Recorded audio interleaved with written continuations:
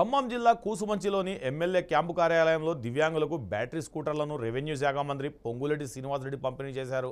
ఈ సందర్భంగా మంత్రి మాట్లాడుతూ పేద ప్రజల సంక్షేమం కోసం ప్రభుత్వం అనేక పథకాలను అమలు చేస్తుందని, అర్హులైన ప్రతి ఒక్కరికి ప్రభుత్వ సంక్షేమ పథకాలు అందేలా చర్యలు తీసుకుంటామని తెలిపారు.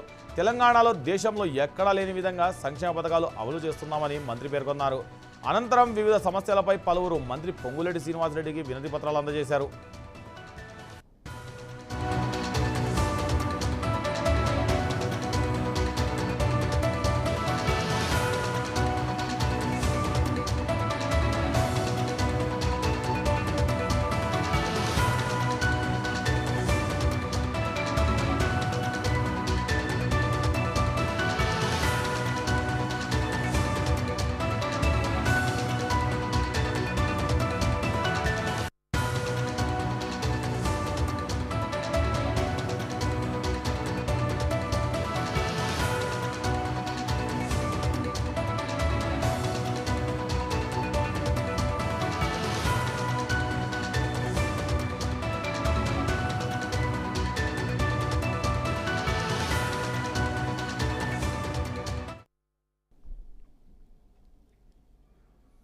పాలిటెక్నికల్ కళాశాలలో విద్యార్థులకు అవసరమైన మౌలిక వసతులు